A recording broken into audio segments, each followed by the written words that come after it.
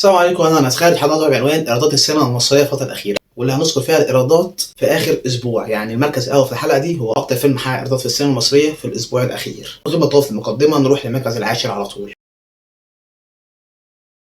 فيلم التجربه المكسيكيه، واللي جمع 588,766 جنيه في الاسبوع الاخير، كايرادات كليه 1,502,735 جنيه. ونروح للمركز التاسع. فيلم السيستم، واللي جمع 598,050 جنيه، ده هو في اخر اسبوع، وكايرادات كليه برضه نفس الرقم، لان ده يعتبر اول اسبوع عرض ليه. ونروح للمركز الثامن. فيلم نو واي اب، واللي جمع ايرادات في الاسبوع الاخير 650,253 جنيه، وكايرادات كليه 2,596,380 جنيه. ونروح للمركز السابع.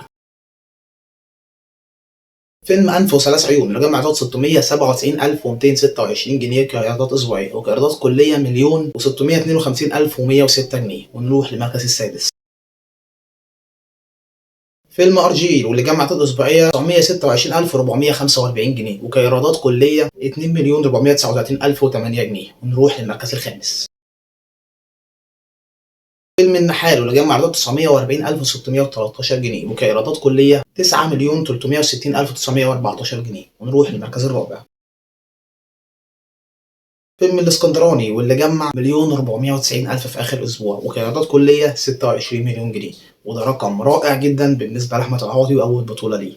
ونروح للمركز الثالث.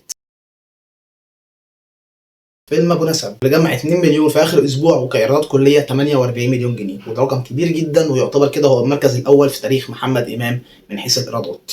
ونروح للمركز الثاني. فيلم رحله 404، واللي جمع 4,877,000، وكايرادات كليه 14,591,000. ونروح للمركز الاول.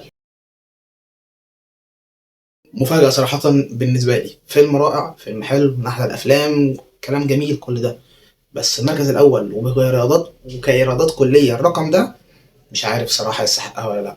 فيلم الحريفة، واللي جمع ايرادات اخر اسبوع تقدر ب 8,470,131 جنيه. وشوف بقى الاجمالي كام، والاجمالي 57,800,996 جنيه.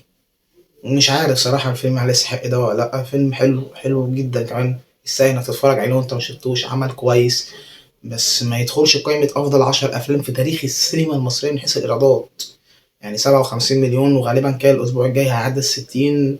والفكرة ان الفيلم لسه بيتعرض، فاهم؟ يعني هو دلوقتي كده السابع تقريبا او الثامن، حاجة زي كده.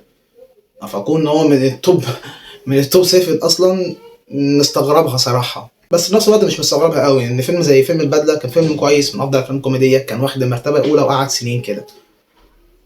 حريفة هل هيكمل ويخش قائمة التوب فايف؟ صعب. اعتقد ان الفيلم هيقفل حاجة و60، وده رقم مش طبيعي جدا. اخر فيلم حقق الرقم ده مفيش حد حققه اصلا في اخر 3 سنين غير فيلمين، فاهم الفكرة؟ فشابوه الفيلم الحريفة. بعد ده حد شغال كل اشتراك، وسلام.